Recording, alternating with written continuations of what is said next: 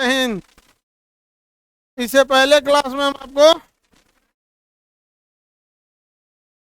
श्रीलंका वगैरह खत्म कर दिए थे। लाइव हो गया। चलिए, ठीक तो कर रहा है, खंबा के आगे नहीं आओ, समझा? चलिए अब हम लोग देखते हैं आगे। कोई बहुत मन लगा के पढ़ाई कर रहे हो? हाँ, ये दोनों श्रीलंके का है सब।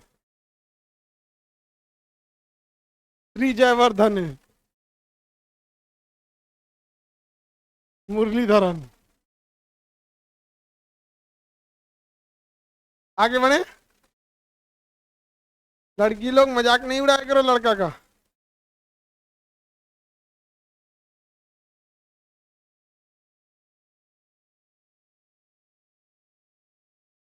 चलिए तब हम आगे बढ़ते हैं। आज सभी लोग को अंबेडकर जयंती की ढेर सारी शुभकामनाएं। हाँ, और अंबेडकर जी की जयंती के दिन ही हम लोग अपने ब्लड बैंक का स्टार्ट कर दिए।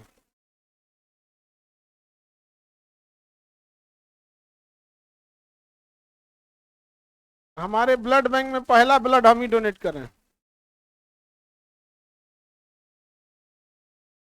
हाँ, डोनेट करते रहिएगा, अब रेगुलर रहेगा, ठीक है? यहाँ वाला भी अब रेगुलर कर देंगे। ऐसा नहीं कि एक ही दिन ज्यादा दे दीजिए, किसी दिन कम दे दीजिए।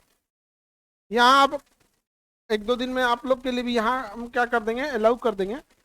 जब हम अनाउंस करेंगे स्टूडेंट्स के लिए तब करेंगे। अभी हम लोग के पास खुद ही है, जितना एम्प्लॉय है सबका खून चूस लेंगे हम।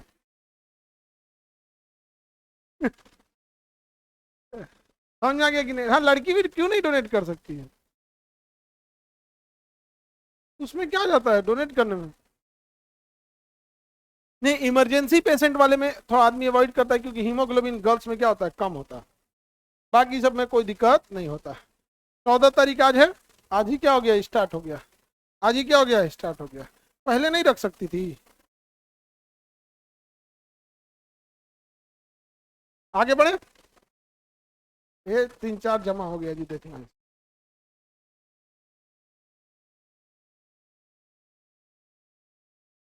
चलिए हम आगे देखते हैं हम लोग। मैं बता रहे थे, हाँ? कौन सा कंट्री बताए थे? हाँ,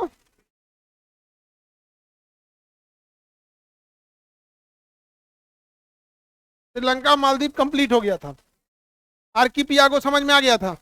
इस चागोस आर्किपियागो में सबसे प्रमुख द्वीप डीगो गार्सिया। डीगो गार्सिया है किसका? ब्रिटेन का। सैन्य अड्डा किसका है? अमेरिका का। सब एक के हैं, सभी सब सब छोटा सब एक के हैं सब।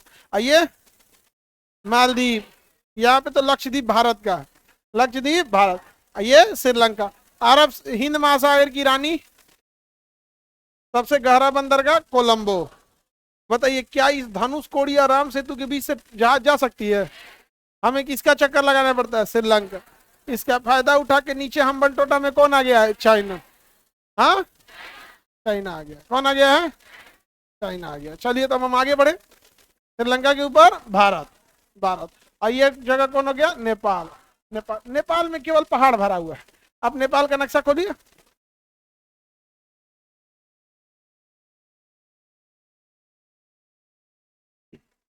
पीछे चला गया। पेज नंबर कितना है? 42। मेरी और सब लोग ध्यान से देखो। आई कौन है भाई? साजिया खान। हमी का है ललका सियार बना के भेज रही है।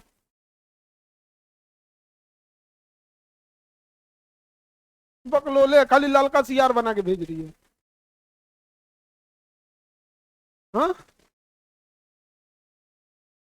तुम इधर से करिया सियार बना के भेजो।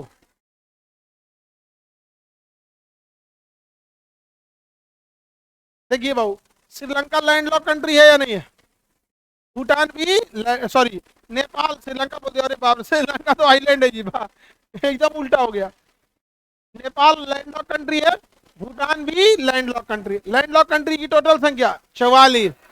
लैंडलॉक किससे घिरे होते हैं? जमीन से। टोटल संख्या, तो सबसे बड़ा लैंडलॉक लेकिन ऑप्शन में क्या रहेगा? मंगोलिया। अब ये नेपाल तीन ओर से भारत से घिरा है, ध्यान से देखिए, तीन ओर से किसे घिरा है? भारत। इधर उत्तराखंड, नीचे यूपी बिहार, इधर बंगाल और सिक्किम, तीन ओर से किसे घिरा है?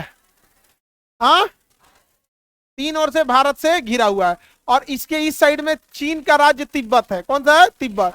तिब्बत चाइना का नहीं था, 1959 में चाइना ने इसे क्या कर लिया? कब्जा लिया।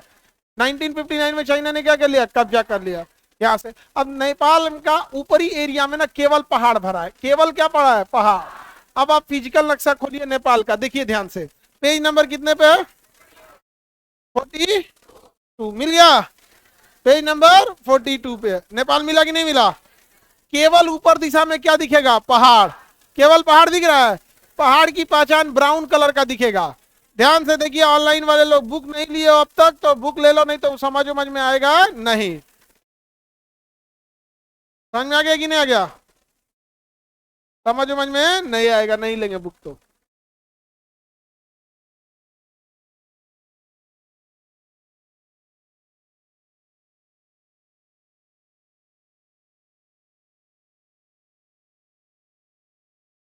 चलिए देखिए ध्यान से, ऊपर में क्या है? पहाड़।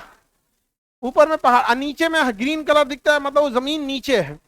तो मैदानी क्षेत्र नीचे है, मैदानी क्षेत्र।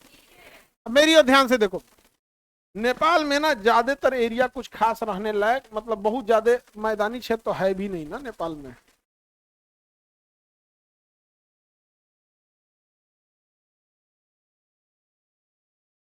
अब ये नेपाल यहाँ ऐसे हो गया एरिया। यहाँ पर एक जगह है कोना में नेपाल का, लिम्पिया धुरा काला पानी लेपुलेक। ये एरिया अभी वर्तमान में कंट्रोल में है इंडिया के कोना में, इसलिए आपको नेपाल में नहीं दिखेगा, अभी नेपाल में नहीं दिखेगा। अब नेपाल कहता है कि मेरा है। नेपाल क्या कहता है? मेरा है। चाइना इसमें अपना आदमी घुसा दिया है और भारत से उसका क्या करा दिया है? विवाद करा दिया है कि ये क्या है? मेरा है। चलिए अब हम ध्यान से समझते हैं। अब नेपाल के लोगों का कहना है कि आप 1922 का जनगणना देखिए, वहां के लोगों का जनगणना कहाँ होता था? नेपाल में होता था। या भाई, तो 1922 का जनगणना अगर हम देखेंगे 21 का, तो पाकिस्तान के सब लोग का जनगणना भारत में होता था, नहीं होता था। अभी विवाद चलता है दोनों में। इसकी राजधानी काठमांडू है, बीच में मिलेंगे। नेपाल की राजधानी काठमांडू। काठमांडू में बहुत प्रसिद्ध मंदिर है पशुपतिनाथ मंदिर। काठमांडू में पशुपतिनाथ मंदिर बहुत प्रसिद्ध मंदिर है। समझ में आ गया कि नहीं आ गया? पशुपतिनाथ मंदिर बहुत प्रसिद्ध मंदिर है। समझ में आ गया?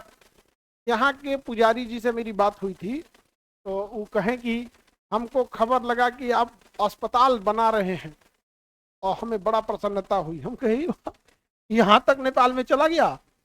तो नेपाल में उन्होंने बताया कि अगर आपको पशुपतिनाथ मंदिर के पास अगर कोई डायलिसिस या ये सब खोलिएगा तो हम आपको जगह उपलब्ध करा देंगे। हम कहे कि गजब, भारत सरकार कभी ना पूछा, जगह उपलब्ध करा देंगे, 1 रुपया में अडानी को दे दिया, हम लोग को कुछ नहीं पूछा, इन नेपाल से पूछ रहे हैं लोग। हम कहे एकदम, तो अब हम जब आएंगे तो जरूर आएंगे।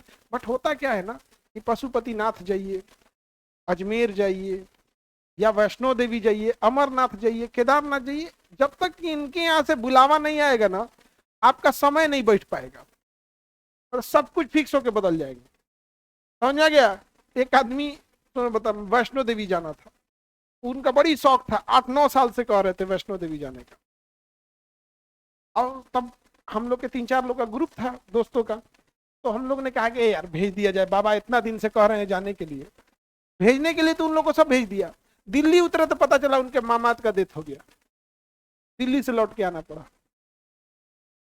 तो कई बार जितनी ये सब धार्मिक जगह है ना, यहाँ आपको वहां से जब तक बुलावा नहीं आएगा आपका कोई ना कोई काम अटक जाएगा। लेकिन नेपाल से जब ये लोग बोले तो बड़ा अच्छा लगा। नेपाल में जो कुरकुरे बिकता है वो जरा हमारा ब्रांड का बिक रहा है, हमारा है नहीं, लेकिन उससे फोटो किसका लगा है? मेरा। खान कुरकुरे।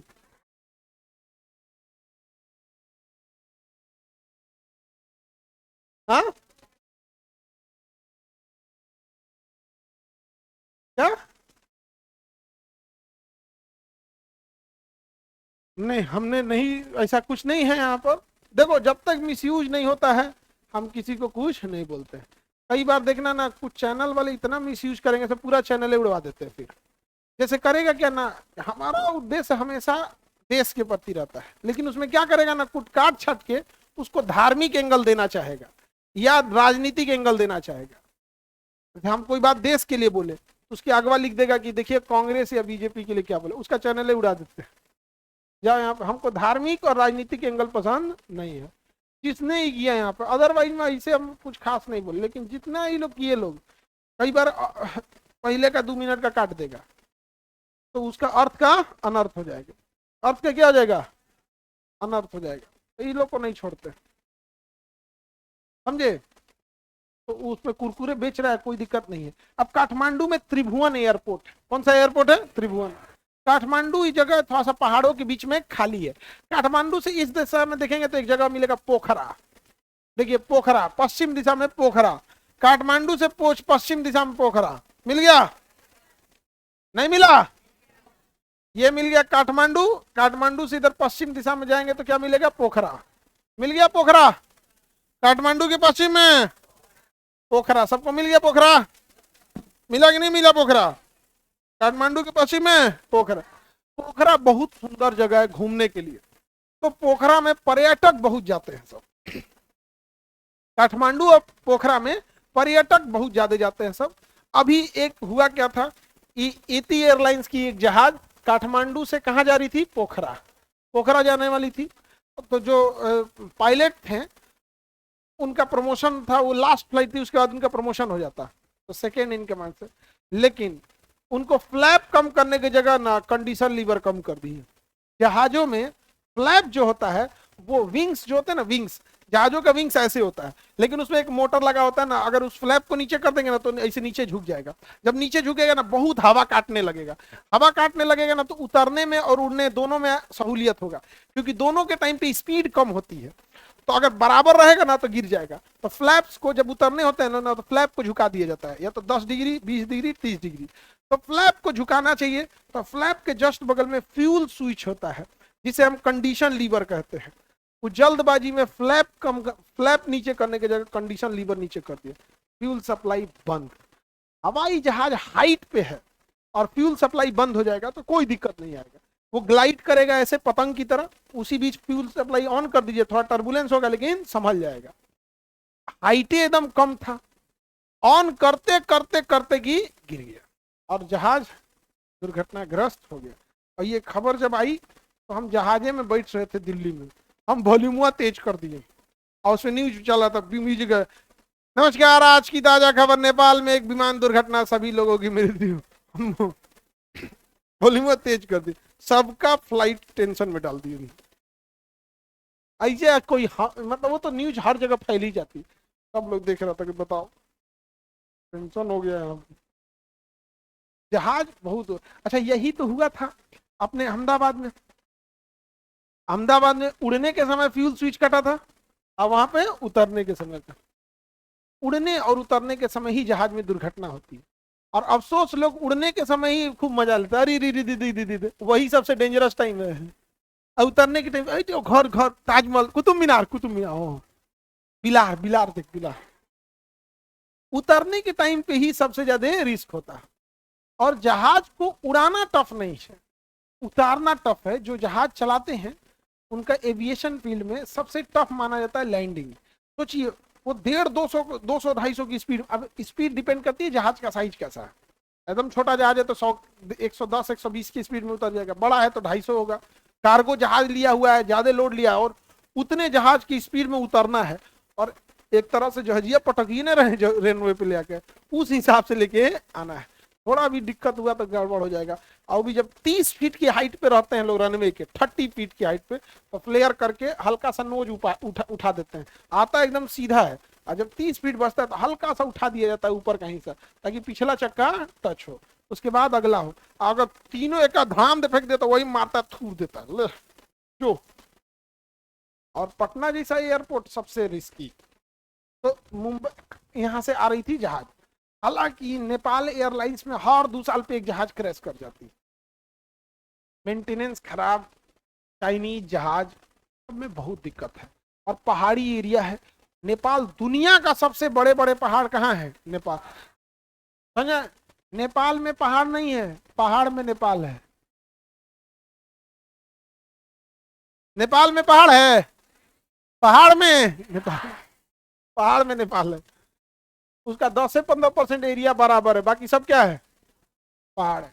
और वहां कभी बस में जाएंगे पहाड़ी एरिया में तो बड़ी डरावना चलाता है सब।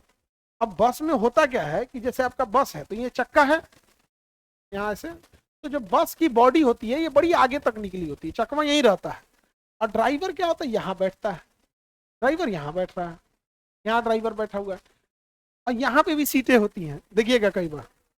तो चक्का यहाँ है और 4 फीट 5 फीट आगे निकला रहता है।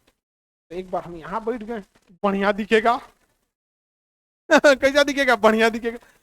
और पहाड़ का तो सड़क एकदम पतला, अब सड़क यहाँ खत्म है, यहाँ से ऐसे घुमावदार सड़क है, तो ड्राइवर तो अपने हिसाब से देख रहा है कि मेरा चक्का कहाँ है? सड़क पे है, लेकिन भाई बॉडी हवा में था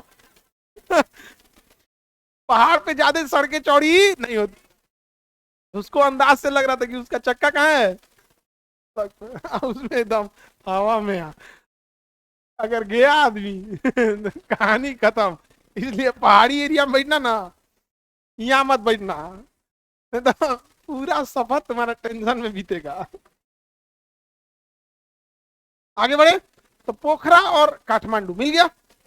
ये दो पहाड़ी एरिया हैं, जो पहाड़ों के बीच में खाली गांव बस जाता है उसे हम लोग घाटी कहते हैं। दो पहाड़ों के बीच में अगर कोई गांव बस गया तो क्या कहलाएगा? घाटी।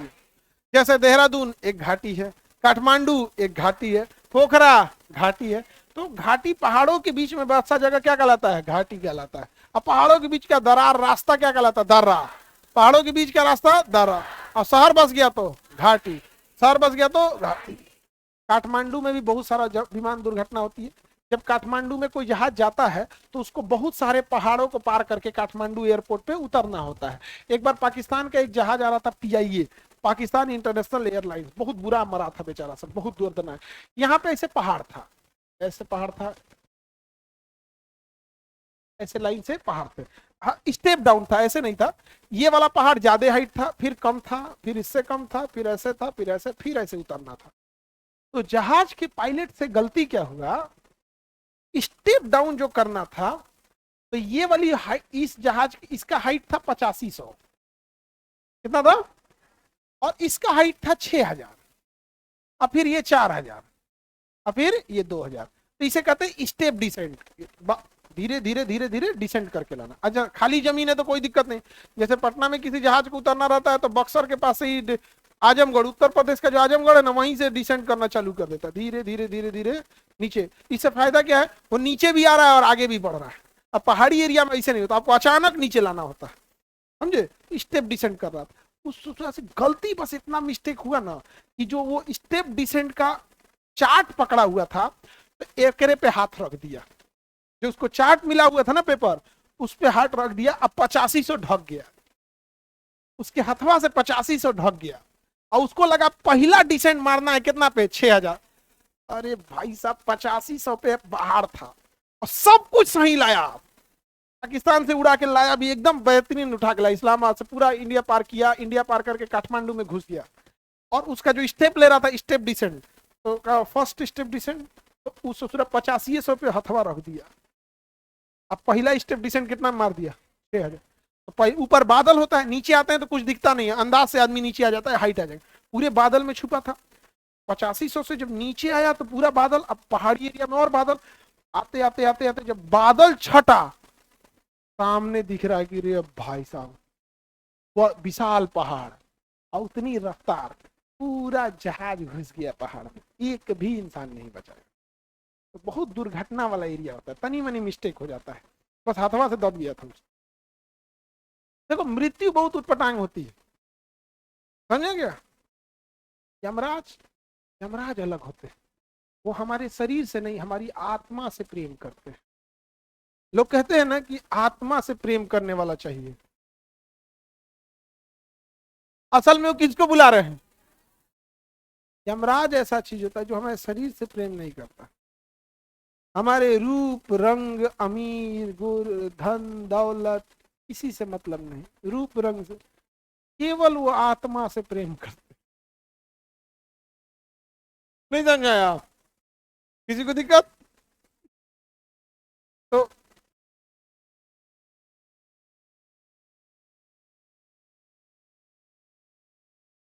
चला गया बेचारा नेपाल। बहुत दुर्घटना होता है जहाजों का यहाँ पर, बहुत दुर्घटना होता है।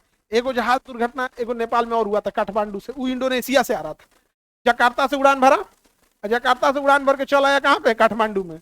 और काठमांडू में उसका घर में झगड़ा हो रहा था, और उसका ना थोड़ा सा साई नेचर का था, शर्मिला नेचर का पायलट था, और उसकी को पायलट थी साथ में, वो इंडियन थी को पायलट, उसको समझा रही थी सर, वो बेचारा एकदम टेंशन में था। सब हमको ऑफिस में बोलते हैं, सब हम किसी काम के नहीं है, घर में भी हमको डांटता है, सब यहाँ पर किसी काम के नहीं। कहीं सर सर सीधा चलाइए सीधा, मेरे जीवन ही खराब है, उलाट दिया सोचा ले जाके। वो बेचारी मर गई, बेचारी वो बहुत सही थी, वो ठीक ले जा रही थी, लेकिन डिप्रेशन में चल रहा था, डिप्रेशन मार दिया, मर गई बेचारे। और एटीसी कर रहा है, उधर कहाँ ले जा रहा है, एटीसी को सब दिखते रहता है किधर जा रहे हैं, एयर ट्रैफिक कंट्रोल, तो हम आपको यहाँ भी दिखाए थे, तो उसमें सब दिखता है कहाँ ले जा रहा है।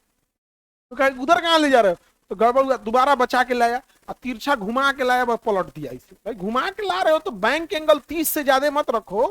बैंक एंगल मतलब जहाजों में ना 3 चीजें होती है, एक बैंक मतलब तिरछा कितना घूमे, तिरछा कितना, बैंक कितना हो रहा है, ये हो गया बैंक।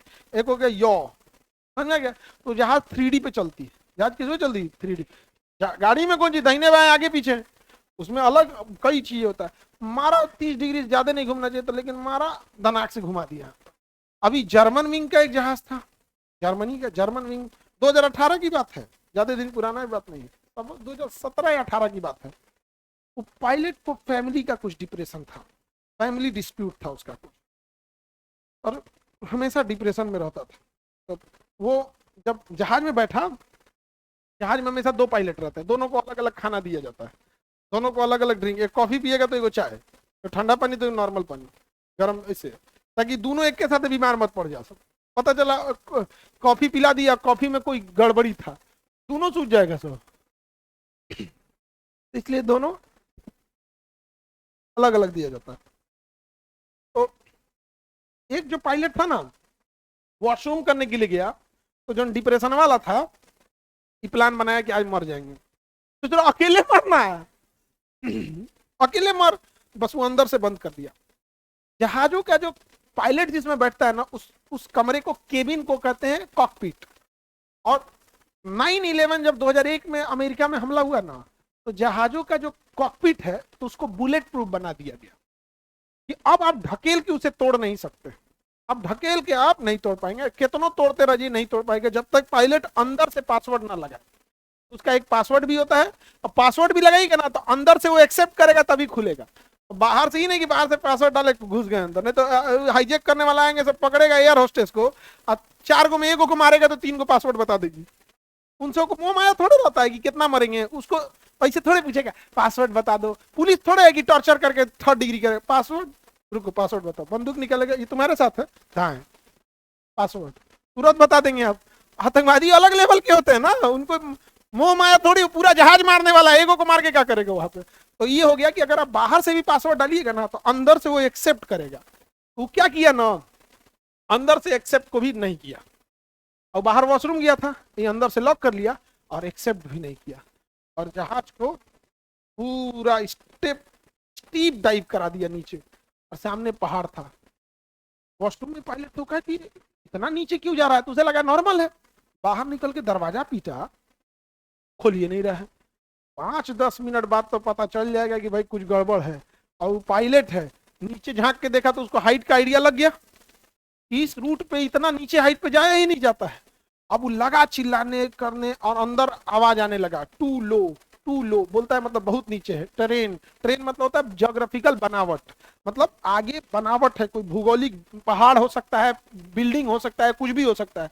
रडार बोल रहा है too low, pull up pull up, अंदर कंप्यूटर बोलता है कि बहुत कम हाइट है। अब बाहर से उसको सुनाई दे रहा था, वो पीट रहा है, तो बेचारा पायलट रोने लगा, एयर होस्टेस रोने लगी सर कि अब खत्म कहानी। अब बाकी पैसेंजर को कोई क्या बताएगा, जो आगे वाले होंगे उनको पता चल गया होगा, पीछे वाले को भी लग गया होगा क्या हो रहा है। ले आके आराम से लड़ाया, कोई नहीं बचा, खत्म कहानी। कितने लोग को जहाज में बैठने का मन है? किसमें जॉब हुआ? अब मिठाई मिठाई,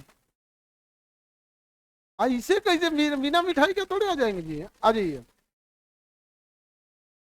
बिना मिठाई के आ रहे थे?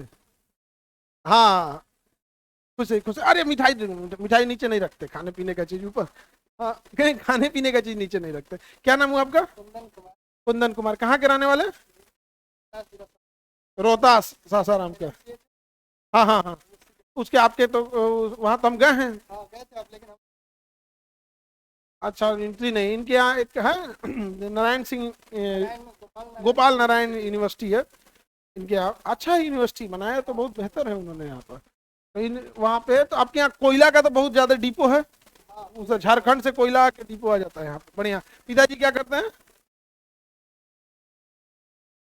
7th क्लास में आप थे तभी देख कर गए? 8th क्लास से आप खुद पढ़ाते थे, होम ट्यूशन? मतलब वही, वो एक तरह का होम ट्यूशन ही हुआ, बुला के 50 रुपए ले लिए और ग्रुप में बैठा के पढ़ा। हाँ हाँ, चलिए बढ़िया किए हैं आप। इनके इनके घर के पास ना गोपाल नारायण सिंह एक यूनिवर्सिटी है, जहाँ मेडिकल कॉलेज बड़ा अच्छा है, उस यूनिवर्सिटी का मेडिकल बड़ा अच्छा है। तो ये होम ट्यूशन पढ़ाए, फिर उसमें जो डॉक्टर और नर्सेज रहती हैं उनके बच्चों को ट्यूशन पढ़ा के ये पढ़ाए।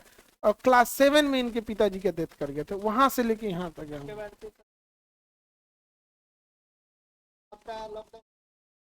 हाँ हाँ हाँ, ये पहला बैच 11 रुपए वाला ये भी लिए थे आप। लॉकडाउन में जो 11 रुपए वाला बैच था ना, मतलब आप समझिए कि जितना अभी इस एज ग्रुप का जितना लोग मिलेगा ना आपको, पूछिएगा लॉकडाउन का वो 11 रुपए वाला बैच कितना काम किया था। केवल 11 रुपए का था। हाँ हाँ हाँ, इसको याद है आप। कुछ दिन के बाद वो बैच 51 रुपए का हो गया था, क्योंकि 11 रुपया में सरवाइव करना बहुत टफ है। 11 रुपये में तुमको चाय ना मिल रहा है आज। चाय का रेट है कितना रुपया हो गया? हाँ, 12 रुपये चाय कर दिया। अब सोचो हम लोग इन लोग को 11 रुपये हम पढ़ा दिए थे यहाँ पर। आप किस में जॉब हुआ है? जिला पटना बाढ़ में है यहाँ पे। और 6 to 8 आप कौन सब्जेक्ट पढ़ाएंगे? सोशल साइंस, ये एकदम ये जैसे जैसन गुरु वैसन चेला आप अच्छे से ईमानदारी से पढ़ाइएगा। खैर आपको क्या कहना पड़ेगा, इतना संघर्ष से यहाँ तक आए। देखो पिता का न रहना बहुत दुर्भाग्य हो जाता है। अमूमन बच्चे बिगड़ जाते हैं, अमूमन देखा गया है मेजॉरिटी में बच्चे या तो बिगड़ जाएगा या तो मेहनत मजदूरी में लग जाएगा, अमूमन। बट उससे क्या होगा कि आपको पूरे जीवन संघर्ष करना पड़ेगा। लेकिन इनका जीवन देखिए, जब ये क्लास 7 में पढ़ते थे, क्लास 7 के बच्चे का 12-13 साल एज होता है, 10-12 साल। हाँ, मैट्रिक से कम अब कितना ही एज होगा। और 10 साल इन्होंने तकलीफ गिन के काटा होगा, 10-12 साल तकलीफ काटा। लेकिन आज के बाद जीवन तकलीफ नहीं बीतेगी। लेकिन मजदूरी में क्या लगता है ना, आजे से पैसा आने लगा, डेली 200 रुपया 400-500 आने लगा, तो लोगों को दिखता है अरे भैया वो जीवन भर मेहनत है। और शिक्षा में क्या है, शुरुआत में मेहनत है, उसके बाद क्या हो जाएगा, सब सही हो जाएगा। सही हो गया कि नहीं है इनका यहाँ पर? चलिए ऐसे सेवा करते रहे, ठीक है। हाँ हाँ,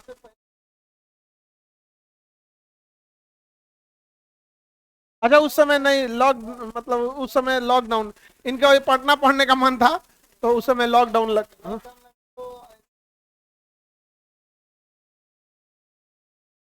चलिए बढ़िया एकदम, चलिए बढ़िया एकदम। हाँ, अच्छा ये क्या कहाँ, कौन से क्लास में है ये? 8th क्लास में। जब इसका जॉब हो जाएगा तब यहाँ पे? हाँ, 2 साल बाद यहीं आना है। नीट करना है कि जेई? अच्छा पुलिस में जाना है इनको यहाँ पे, ठीक है। तब बढ़िया से तब पढ़ाई करो यहाँ पे, या वहीं से डिसाइड होता है, ठीक है।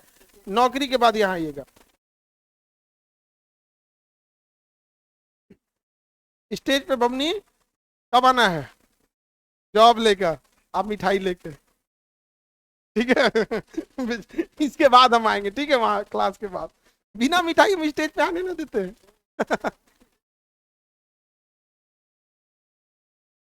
हाँ, एकदम मिठाई के साथ। 11 रुपया वाला बैच वाला विद्यार्थी इतना मिठाई खिलाया है ना, तो अब 11 रुपया सद गया मेरा। अभियो को ना मिल जाता है सब ना, तो हम पकड़ लेते हैं उन सबको। अभी हम कहाँ गए थे कुछ दिन पहले? अरे गया तो अपने हैं जी यहाँ पे, हैदराबाद। वहां मिल गया एक तो पढ़ाया हुआ, यहीं का था, पोस्टिंग था वहां पे। तो हम कहे कि यहाँ बढ़िया खाना कहाँ मिलता है?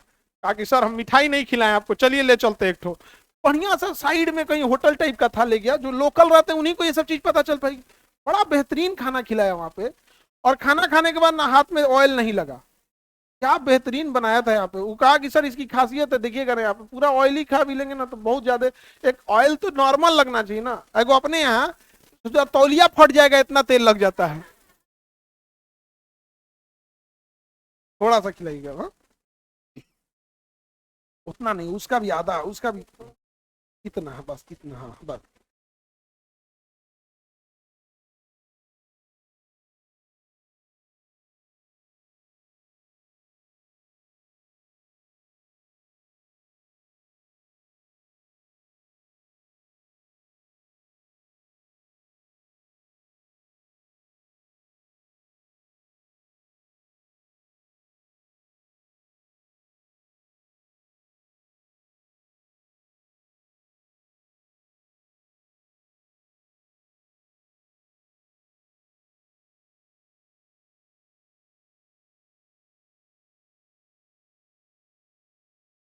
ये वाला बंद कर देना लाइट।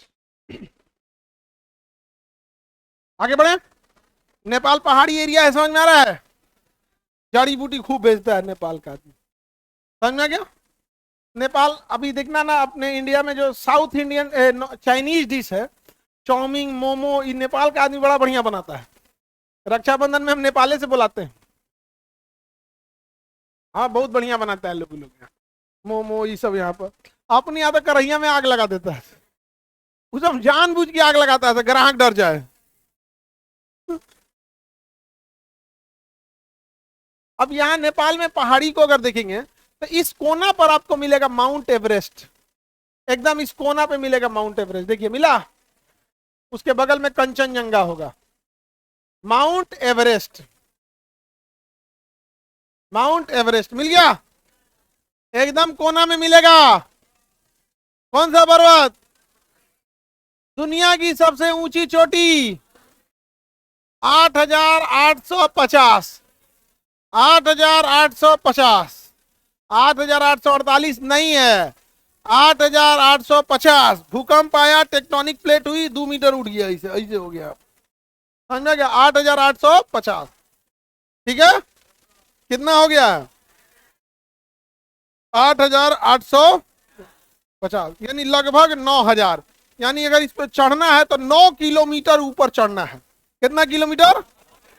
यहाँ 2 तल्ला चढ़ने में आदमी 5 तल्ला चढ़ने में हालत खराब हो जाता है, वो भी सीढ़ी से।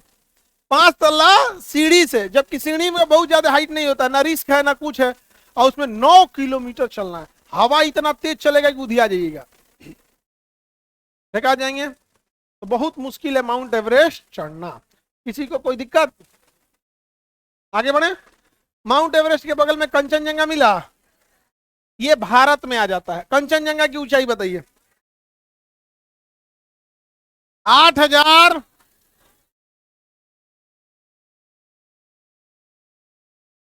8,598, यानी 8,600 मान सकते, 8,600, यानी उससे थोड़ा ही सा कम है, उससे थोड़ा ही सा कम है। 8,800, 8,600 मान लो, तो लगभग उससे कितना कम है? 300 मीटर कम है।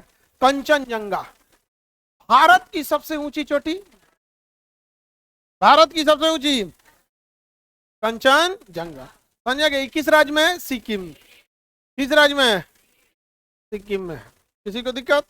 नेपाल पूरा का पूरा पहाड़ी एरिया है। लाइन से इधर पढ़ेंगे तो पहाड़ मिलेगा। अब देखिए लाइन से मैकालू मिलेगा, उसके बगल में मिला, मिला मैकालू, नहीं मिला? मैकालू के पहले देखिए दोगाछू मिला, मैकालू के इधर देखिए दोगाछू, गौरी शंकर, तो गाजू और गौरी शंकर। गौरी शंकर के बगल में देखिए अन्नपूर्णा, मिला? गौरी शंकर और अन्नपूर्णा कहां पे है? नेपाल में। गौरी शंकर, गौरी शंकर कहां है? नेपाल। Annapurna, Gauri Shankar, Makalu Nepal, Mount Everest, Gauri Shankar Nepal. ये सब पर्वत कहाँ है? सब नेपाल। नेपाल पूरा पहाड़ी एरिया है, नेपाल पूरा पहाड़ी एरिया है। अब यहां पर एक बार घटना हुआ, मिला? ये देखिए एक बहुत बुरा घटना हुआ भारत के साथ।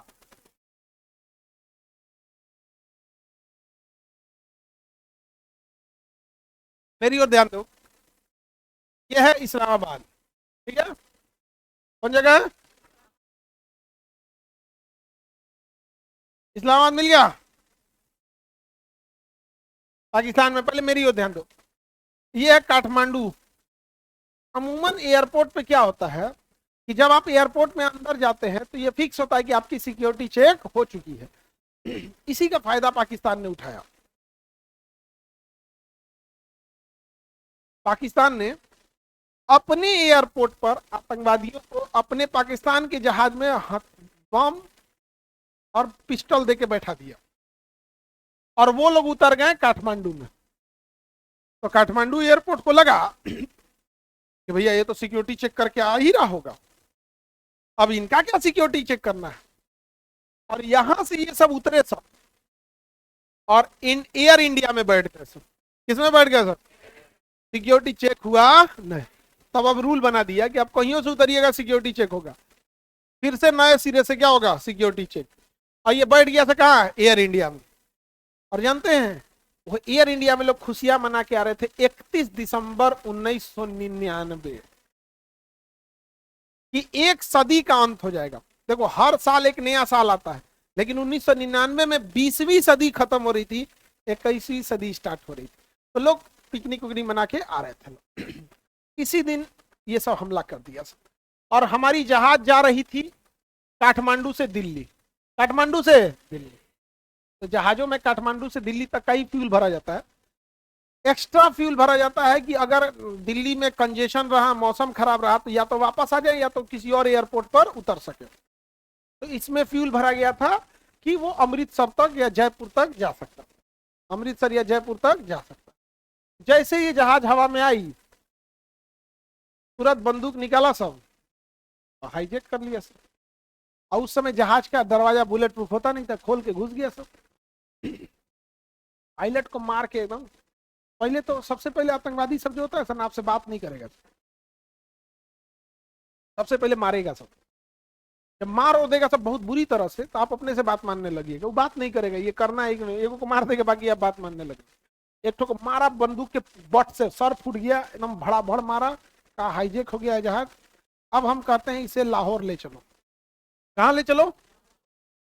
ये पायलट इतने समझदार, और हमारी उस समय सुरक्षा एजेंसियां जो संभाल रहे थे, इतना बकलोल, दोनों में अंतर देखो। पायलट कहा कि सर इतना फ्यूल नहीं है, दिल्ली तक का ही फ्यूल है। तो कहा कहां तक और जा सकते? कहा कि अमृतसर। कहाँ जा सकता है? तो पायलट बोल रहा है कि मेरे पास फ्यूल नहीं है, मेरा जहाज हाईजेक हो चुका है, फ्यूल नहीं है मेरे पास, हमको फ्यूल भरा जाए। जहाज इतना समझदार पायलट कि अमृतसर में उतार दिया। और पायलट के कनपट्टी पे बंदूक रखा है, बोल रहा है मेरे पास फ्यूल नहीं है, फ्यूल इमरजेंसी, प्लीज फ्यूल भरा जाए।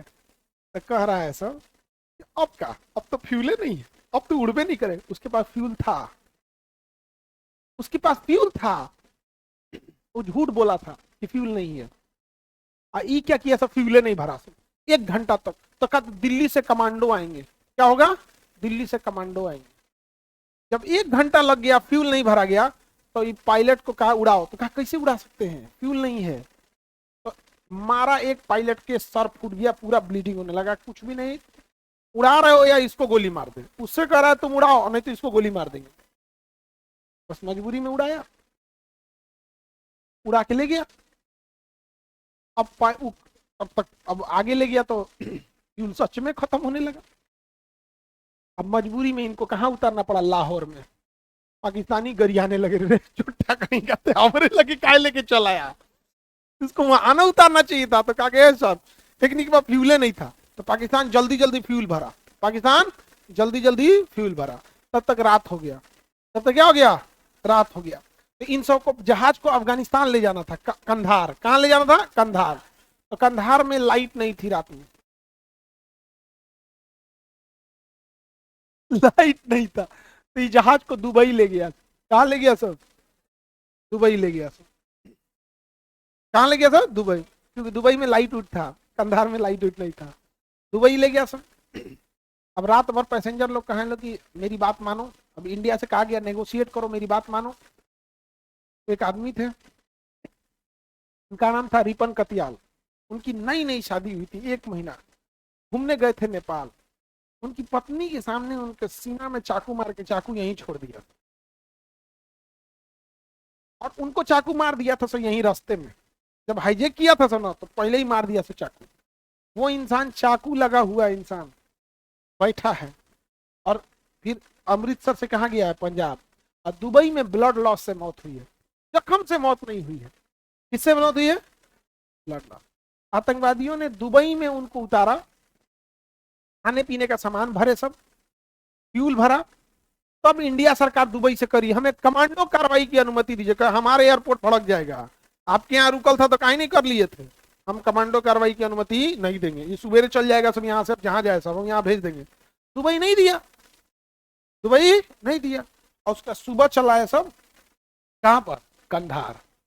और कंधार में 4 दिन तक रखा था सब, और कहा गया कि सबसे खतरनाक खूंखार आतंकवादियों को छुड़वाया गया।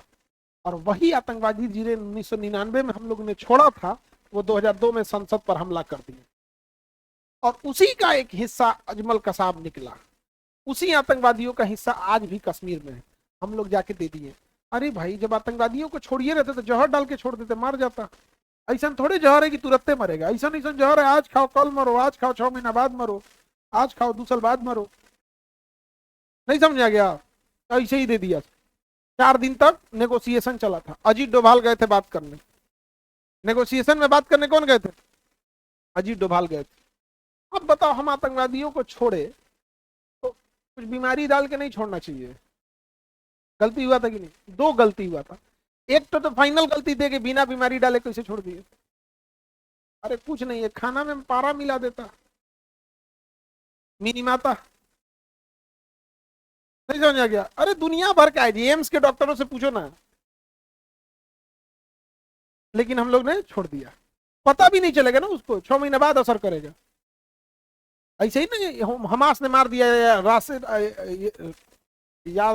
यासर अराफात को, फिलिस्तीन के वो थे, वो समझौता कर रहे थे कि ठीक है हम जितना में हैं हम उतने में रहेंगे, इजराइल का दे तुझका कि समझौता कर लेगा, हमको तो पूरा कब्जा नहीं, तो कह रहा है ठीक है हम जितना में रहेंगे उतने रहेंगे, क्या मुआ दो। उनको पोलोनियम खिया के मरवा दिया, और उसको ऐसा आदमी को खड़ा किया ना जो बार बार कहता है कि नहीं हम युद्ध करेंगे। इजराइल को तो यही चाहिए रहे, तुम युद्ध करो हमेशा कब्जे आएंगे, युद्ध करो कब्जे आएंगे। युद्ध को समझौता कौन किए थे? यासिर अराफात, उनको मरवा दिया। समझना? अभी पहला तो यहाँ गलती हुआ। दूसरा, जब अमृतसर में था तो पूछा गया कि आप क्यों नहीं कमांडो कार्रवाई किए? ऐसा बेशरम की तरफ बोल रहा था, हम उसका इंटरव्यू सुने थे। तब आप लोग बहुत छोटे होंगे, 99 में तो छोटे होंगे आप लोग, फायदे नहीं हुए थे लोग। हाँ, 4-5 वाले आप लोग संसद के हमला के बाद वाले हैं, आगे बढ़ते हैं हम लोग, बहुत छोटा है तुम लोग, आगे बढ़े। तो इंटरव्यू में क्या बोल रहा था कि हमें पायलट ने बताया कि थोड़ा भी फ्यूल नहीं है, तो हमें लगा ये कैसे उड़ान भरेगा। अरे बैला, जिसके कनपट्टी पे बंदूक रखा है वो तुमको कहेगा कि फ्यूल है, झूठे बोल रहे हैं। अरे कुछ भी नहीं जाता है। जहाज में जो एयर कंडीशन होता है ना, एयर कंडीशन, उस एयर कंडीशन में थोड़ा सा प्रोपोफॉल मिला के डाल देता ना, तो सब आदमी बेहोश हो जाता अंदर। केवल डाल देता उसमें एयर कंडीशन। बाहर से जब जहाज खड़ी रहती है ना, तो फ्यूल भरने जाएंगे ना, तो उसमें एक ड्रैग होता है जिसमें हम हवा भरते हैं, एयर कंडीशन। क्योंकि जब जहाजें खड़ी रहती है ना, तो एयरपोर्ट पे जब जहाजें खड़ी होती है तो सबको कहते हैं अपना इंजन बंद कर। तो कहा है हमारा इंजन बंद कर देंगे तो एसी कैसे चलेगा और लाइट कैसे चलेगा? अंदर में म्यूजिक बजते रहना चाहिए। कुछ कुछ होना चाहिए, ये कैसे चलेगा? उसको नीचवा से बिजली का तार जोड़ दिया रहता, कहता कि सब अपन अपन जनरेटर चलाएगा, एयरपोर्ट इतना छोटा एरिया था, धुआं धुआं हो जाएगा, कुछ दिखबे नहीं करेगा यहाँ पे, तो बंद कर यहाँ फोन करा। तो एसी का सप्लाई दे दिया जाता है, अब बिजली का सप्लाई दे दिया जाता है। तो जहाज जो एयरपोर्ट पे खड़ी रहती है उसको बिजली की सप्लाई दे दिया, और क्या दे दिया, एसी दे दिया। तो एसी का भी सप्लाई होता है, तो ले आ देना चाहिए, उसी में जोड़ दो यहाँ पे, नीचे से फ्यूल भरते रहो। और फ्यूल, अरे भैया फ्यूलवा लगा दो, चालुए मत करो, चालुए करके प्रोपोफॉल 10 मिनट में सुला देता है, 10 मिनट में सबको सुला देगा। तो अंदर में डाल दो एसी, अब एसी का हवा आएगा तो पूरा उसमें जाएगा ना, डाल दो। तो सबसे पहले एयर होस्टेस जो खड़ा होकर टहल रही है, पानी चाहिए, पहले एयर होस्टेस जाएगी, फिर पायलट जाएगा, फिर आतंकवादी होगा, कोई जगह से हिला सबको मारने आए तो जा, तू भी जो साला, तुम भी जो, यहाँ पे कोई नहीं बचेगा, यहाँ पे सब बेहोश, पायलट बेहोश, एयर होस्टेस बेहोश, पैसेंजर बेहोश, आतंकवादी बेहोश, हो गया। इधर रुकाएगा, फ्यूल भरा गया, फ्यूल भरा गया, कौन ले जा रहा है, फ्यूल भरा गया ना, छोड़ दिया यहाँ पे। और उसके बाद क्या होता है, उठा के ले जाओ, एम्स में होश आएगा। अब उसमें कौन पैसेंजर है वो तो आपको टिकट से पता चल जाएगा, कौन बाहर का है वो तो ऐसे पता चल जाएगा। और हॉस्पिटल में है, सबको क्या जरूरत है, पैरवा बांध रखो सबको, क्या पता कौन में से निकल जाए। होश में आएगा, इंट्रोगेशन करो, आपका आईडी नहीं मिल रहा है जी, हाँ किडनी डोनेट करना चाहता है ये। हमने ऐसे आदमी को देना कि उसको डोनेट करा देंगे, हम कहेंगे दुनिया का पहला आतंकवादी जिसने किडनी डोनेट किया है, और भी दोनों। पहला आतंकवादी दुनिया के जिसने क्या किया है, दोनों किडनी डोनेट किया, हार्ट भी डोनेट कर दिया, लंग्स भी कर दिया, लीवर भी, आंख भी, सब डोनेट कर दिया, सब डोनेट कर दिया। यहाँ पर नहीं समझे, हमने से गलती हुआ था कि नहीं हुआ था? कह रहा है कि फ्यूले नहीं था, क्या कह रहा है, फ्यूल नहीं था। अच्छा, ये बात जब हम पढ़ा रहे थे ना, उसमें जो मेन मास्टरमाइंड था, मेन मास्टरमाइंड, उसका नाम था अब्दुल मोमिन। क्या नाम था? हमारे तो पढ़ाने में आदत है, मजाकिया अंदाज में हम बताते हैं, हम कहेंगे अब्दुल उड़ गया, जहाज उड़ा रहा था अब्दुल उड़ गया, उसका नाम ये था अब्दुल मोमिन। तो ऐसे ना सोशल मीडिया पे मुसलमानों को तंग मतलब नहीं होता है, एक शब्द अब्दुल अब्दुल यूज किया करते हैं। अब हम सोशल मीडिया चलाते उलाते हैं नहीं, हमारा अपना फेसबुक बुझाता है ना, इंस्टा, अभी लॉकडाउन का टाइम था, हम सोशल मीडिया वाले हैं नहीं। और उस आतंकवादी का जो मेन मास्टरमाइंड था ना, उसका नाम ही था अब्दुल मोमिन। तो हमने बोला कि अब्दुल जहाज हुआ, लेकिन सोशल मीडिया पे एक पहले से मुसलमानों के लिए एक शब्द यूज कर रहा था, तो अब्दुल अब्दुल, तो लोगों को लगा कि हम क्या कर रहे हैं, उसके बारे में बोल रहे हैं। उसका नाम था अब्दुल मोमिन। हम किसी जाति धर्म को इंडिविजुअली नहीं बोलते, हाँ ये जरूर बोलते हैं कि अगर आप पढ़ाई में पीछे हैं, हम आज भी बोलते हैं मुसलमान पढ़ाई से बहुत पीछे चल गया, बहुत पीछे हो गया, समझा कि नहीं गया। 18 से 20% आबादी है, बट कॉलेज में 18 से 20% नहीं है, कॉलेज में 18 से 20% नहीं है। याद रखना, जिसकी संख्या कॉलेज में ज्यादा है, 20 साल बाद समाज में वही भारी पड़ेगा।